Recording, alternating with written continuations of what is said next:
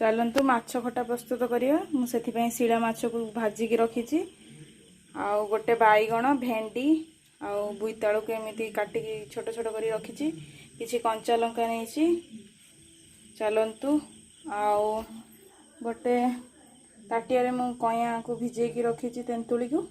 चलतु एबे माछ खटा प्रस्तुत करिया। मु माछ को प्रथम भाजिकी रखी एबे कढ़ई रे किछि तेल नहीं।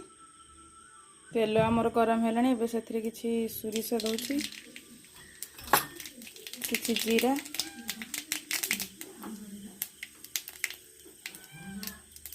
आउ छेचिकी रखि रसुण को पकाउची। एबे आमर रसुण टी हो गलानी। एबे भेंडी बैगण और बोईतालू को पकईदेवा।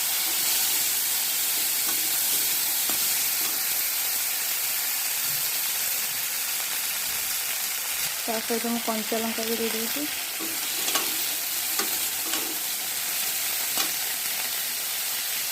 से गोटे चामच हलदी गुंड देती। गोटे चामच लुण भल गोलैदेवा।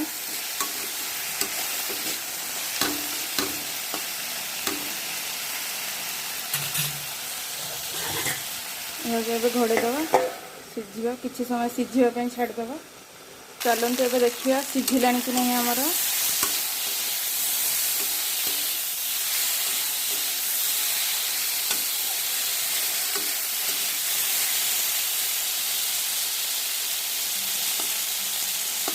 किसी समय सीझापी छाड़ा। एबे आम से गोटे चामच लंका गुंड दबा। एबे आम रखि तेंतुली पानी को से पकेबा। एबे से स्वाद अनुसार किसी चीनी दबा।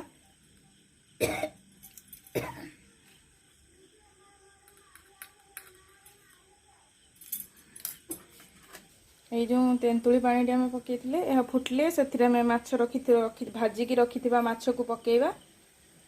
यह टे भल भाव फुटी जाऊ से रखि माछ पकेबा। देखंतु एबे आमर यह फुटलानी। भाजिकी रखि माछ एबे से मु दउची।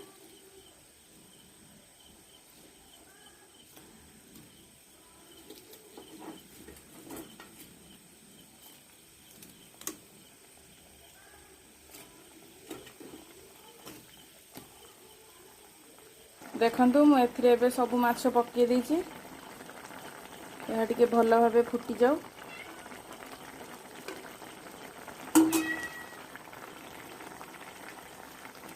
देखंतु एबे हमर प्रस्तुत हो गला माछ खटा। माछ खटा पई शिला माछ नहीं। आपन चाहिए जो माछ भी नहीं पारिबे।